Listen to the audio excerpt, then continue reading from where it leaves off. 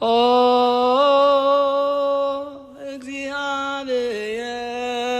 እግዚአብሔር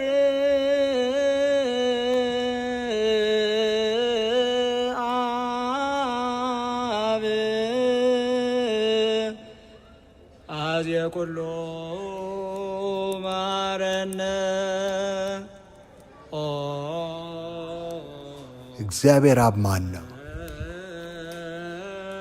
እርሱ እውነተኛው አምላክና የአጽናፈ ዓለሙ ፈጣሪ ነው። እግዚአብሔር አብ የሥላሴ ቀዳሚ ነው። ይህም ልጁን ኢየሱስ ክርስቶስንና መንፈስ ቅዱስንም ይጨምራል። ክርስቲያኖች በሦስት አካላት የሚኖር አንድ አምላክ አለ ብለው ያምናሉ። ይህ እምነት ምስጢር በሰዎች አእምሮ ሙሉ በሙሉ መረዳት አይችልም። ነገር ግን የክርስትና ዋነኛ ትምህርት ነው። ሥላሴ የሚለው ቃል በመጽሐፍ ቅዱስ ውስጥ ባይገኝም በብዙ ጊዜያት እንደ መጥምቁ ዮሐንስ፣ የኢየሱስ ጥምቀት የመሳሰሉት የአባቶች የወልድና የመንፈስ ቅዱስ በአንድነት የሚገለጥባቸው ናቸው። በመጽሐፍ ቅዱስ ውስጥ ብዙ የእግዚአብሔር ስሞች አሉ።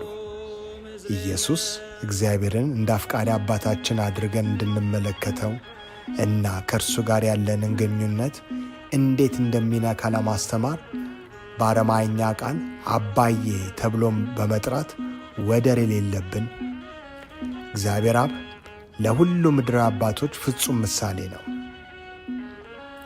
እሱ ቅዱስ ፍትሃዊ ነው። ነገር ግን ከሁሉ የላቀው ጥራቱ ፍቅር ነው። ፍቅር የማያሳይ አምላክን አያውቅም፣ ምክንያቱም አምላክ ፍቅር ነው። አንደኛ ዮሐንስ 4:8 የእግዚአብሔር ፍቅር እርሱ የሚያደርገው ሁሉ ያነሳሳል። በአብርሃም አማካይነት አይሁዶችን እንደ እግዚአብሔር ሕዝብ አድርጎ መርጦ ከዚያም እንዲታጠብና ጥበቃ እንዲያደርግላቸው በተደጋጋሚ ያለመታዘዝ ነበረ። በፍቅሩ እግዚአብሔር አብ ለሰው ልጅ አይጣት ለአይሁዶችና ለአሕዛብ በሙሉ ፍጹም የሆነ መሥዋዕት እንዲሆን አንድ ልጁን ልኳል። መጽሐፍ ቅዱስ የእግዚአብሔር የመልእክት ደብዳቤ ለዓለም ነው። እሱ በመለኮታዊ አነሳሽነት፣ በመንፈሱ አነሳሽነትና ከ40 በላይ በሆኑ ሰብአዊ ጸሐፊዎች የተጻፈ ነው። በሱ ውስጥ እግዚአብሔር 10ቱን ትእዛዛት ለጽድቅ አኗኗር እንዴት መጸለይና መታዘዝ እንዳለብን መመሪያዎችንና እርሱ ከሞተ በኋላ ኢየሱስ ክርስቶስ አዳኛችን በመሆናቸው ከእርሱ ጋር እንዴት እንደሚንጸባረቅ ያሳያል። የእግዚአብሔር አብ ተግባራት።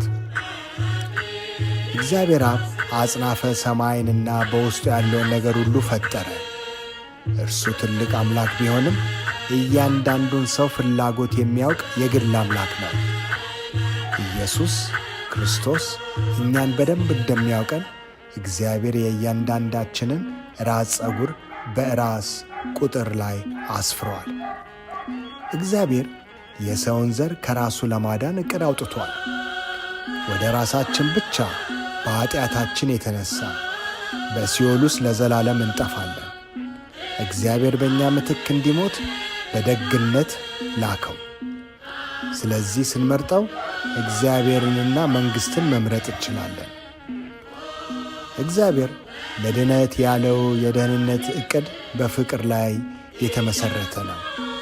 በራሱ ጸጋ ሳይሆን በሰዎች ሥራ ላይ የመድኃኒታችን የኢየሱስ ክርስቶስ ጽድቅ ብቻ ከእግዚአብሔር አብ ዘንድ ተቀባይነት አለው።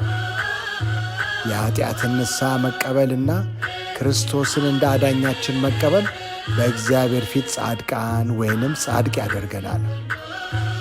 እግዚአብሔር አብ የሰይጣንን ድል አድርጓል።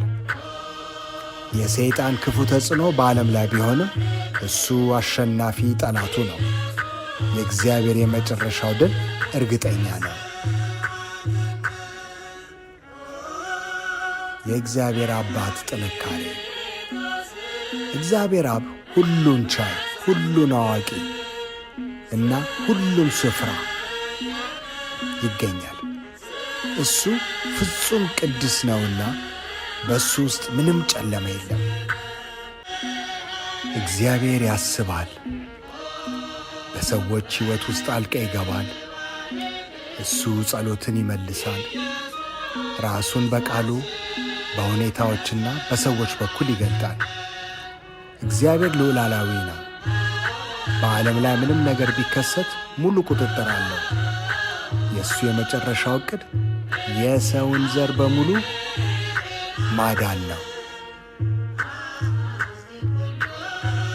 የሕይወት ትምህርት።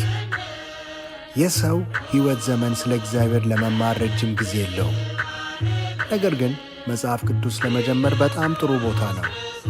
ቃሉ ራሱ ፈጽሞ የማይለወጥ ቢሆንም በተነበበ ቁጥር ስለ እግዚአብሔር አንድ አዲስ ነገር ያስተምረናል። እግዚአብሔር አብ ሊታወቅ የሚችለው በእምነት ሲሆን፣ በማመን ሲሆን፣ የማያምኑ ሰዎች አካላዊ ማስረጃን ይጠይቃሉ።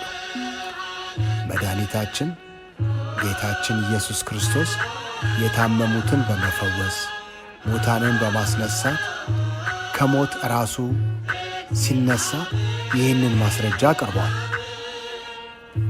የመኖሪያ ከተማ አምላክ ምንጊዜም ይኖራል። የእሱ ስም ያህዌ እኔ ነኝ ማለት ሲሆን እርሱም ሁል ጊዜ የሆነ ለዘላለም ይኖራል ማለት ነው። መጽሐፍ ቅዱስ ጽንፈ ዓለሙን ከመፈጠሩ በፊት ምን እያደረገ ያለውን ነገር አይገልጽም። ነገር ግን እግዚአብሔር አብ በሰማይ ነው። ጌታችን መድኃኒታችን ኢየሱስ ክርስቶስ በቀኙ ነው።